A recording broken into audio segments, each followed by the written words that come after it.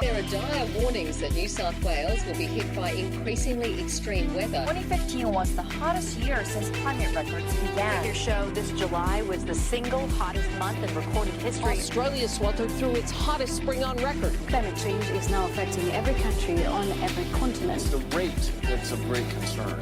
And what do you put that rate down to? Oh, it's human activity. We have everything we need. Some still doubt that we have the will to act, but I say the will to act is itself a renewable resource.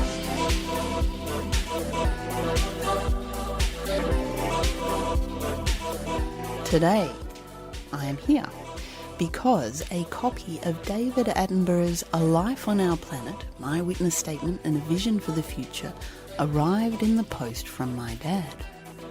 In the accompanying letter, Dad said he'd read it whole and thought I'd like it. So, anticipating a day spent in bed with David, I got up to make a cup of tea, and that was my mistake. In a moment, my partner had my new book in hand, and I turned just in time to see him out the door.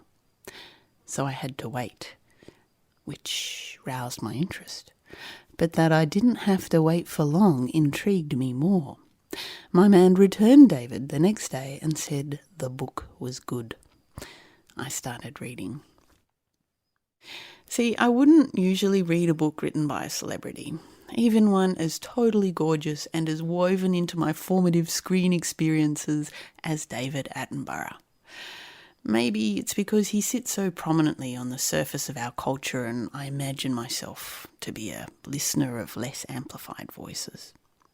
But I'm glad I did, because it's a beautifully succinct and powerful treatise on the development of climate change over the past century and an inspiring vision for our future. So the first half of the book, titled My Witness Statement, is Attenborough's autobiography interwoven with the story of the destruction of the living planet.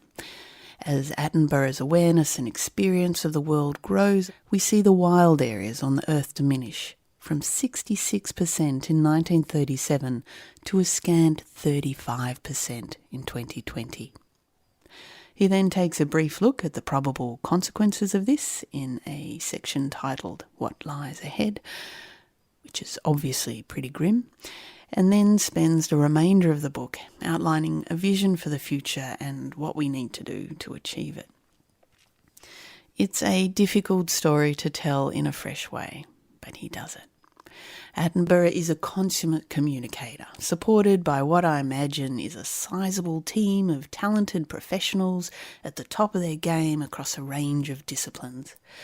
Like his films, you can feel the contributions of countless hours and expertise from many, distilled into a story skin so well crafted that it goes down without touching the sides.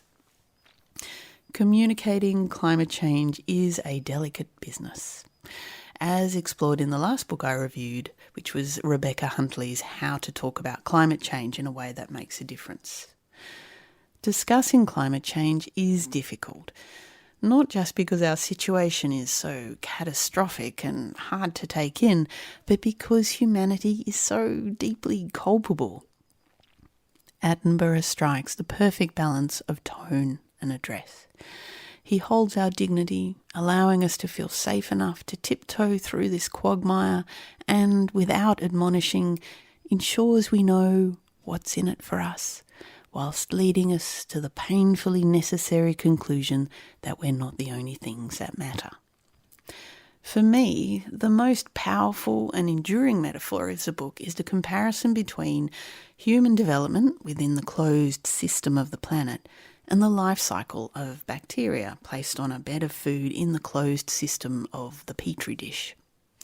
Attenborough explains how the bacteria goes through a lag phase where it works out how to exploit its environment, and then a log phase of rapid growth and expansion until it consumes everything, peaks, and then dies. I quote, "Food starts to run out everywhere. The gathering waste becomes deadly throughout the dish. The colony crashes as quickly as it rose.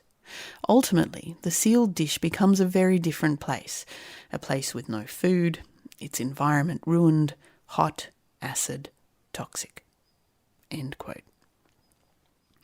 It's a stark and all too familiar image that reveals how the involuntary drive to survive and thrive is tempered by the container, that which both enables and disables life.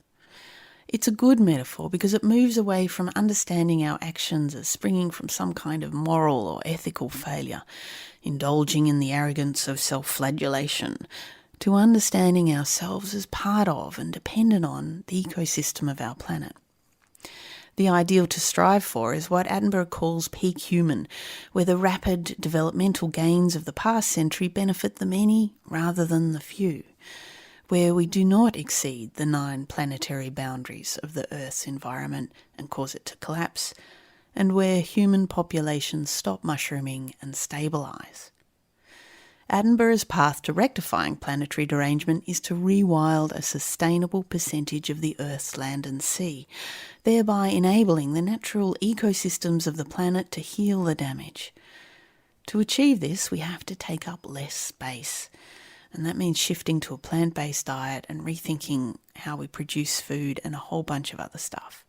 And this is in addition to switching to clean energy and letting go of growth as a key indicator of success. Though this book took me several, rather than one day to read, I found it thought-provoking, illuminating, and well worth the wait.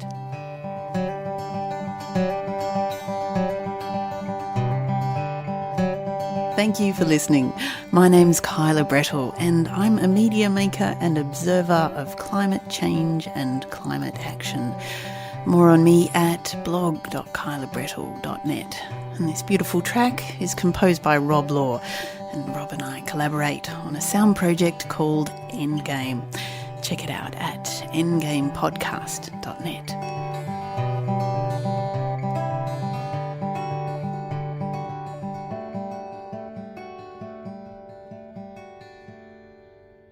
And now, for those of you who have heard about Podcasters Declare but might have some questions about what exactly it is, I'm going to read aloud the copy from the website podcastersdeclare.com, accurate as of the 7th of March, 2021.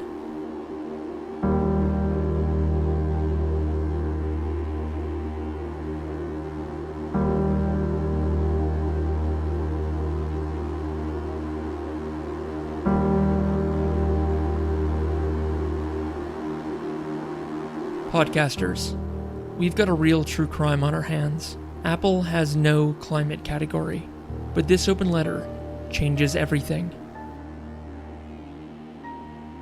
This campaign is for podcasters and listeners that see the benefit of a climate category. That means you either make, listen to, or support climate podcasts. What's the problem? Apple doesn't have a climate category, so it's too damn hard for listeners to find what they're looking for. This open letter will change that. Apple Podcasts sets the tone for the entire podcast industry, $2 billion US per annum. When they added true crime as a category in 2019, all podcast apps followed their lead. If we get Apple to change, we change everything. Help raise the volume for climate-engaged podcasters, because the real true crime is climate silence. The deadline, April 22nd, Earth Day. Apple has big eco plans, so our plan is to deliver this open letter on April 15th, affording them a week to launch a climate category on Earth Day. We just need you to sign our letter before the clock hits 0. As of recording, we're at 39 days, 5 hours, 33 minutes, and 32 seconds. As of the time of recording, 184 podcasters and 248 listeners have signed. Will you? The open letter to Apple. It's 2021, and the podcast industry is getting close to maturity. In fact, it's well into its teens. Ever since Apple took podcasting mainstream, you've been a benevolent caretaker of this nascent, sometimes needy, but always promising medium. As Steve Jobs said in June 2005, podcasting is the next generation of radio, and through natural disasters and pandemics, podcasting has stepped up to the plate for delivering the information people needed in the best way for them to get it. And this powerful, personal, innovative new form of media wouldn't have been the same without your involvement and championing of it. We've had fun since 2005. The early dominance of tech news, politics, and comedy then saw a wave of interest in true crime, which may empower and even help protect vulnerable people. And you responded to that wave by adding categories for true crime, history, and fiction, which validated the space for those genres of content to grow, to be charted, to allow their listeners to know where to look for them. You gave podcasters the words to describe what they made. Now podcasting is coming of age. 16 years after Steve Jobs gave the official backing and support of Apple. And with age comes, hopefully, maturity. And with power, responsibility. As you say, climate change is a defining issue of our time. So podcasters are talking about it, engaging with climate using the next generation of radio, the medium we turn to not only for distraction or entertainment, but as a source of comfort, connection, and potentially life-saving information in times of crisis. We need not in this letter list recent disasters and cite the attribution studies that show that the climate crisis is upon us. You know this, Apple. So will you allow podcasting to mature and validate a space for the climate to be discussed? Will you use your power responsibly? This letter has been signed by audio creators making podcasts that engage with climate change. Climate may not be the sole focus of their shows, but it does intersect with nearly every topic. Climate is not absent from our stories, it's muted. So we ask you, Apple, will you help us end the silence on climate change in the medium you have supported and nurtured for over 16 years? If you add a climate category, it will be a small change to your podcast directory, but would open the doors for this space of audio creators and their audiences of climate-engaged listeners.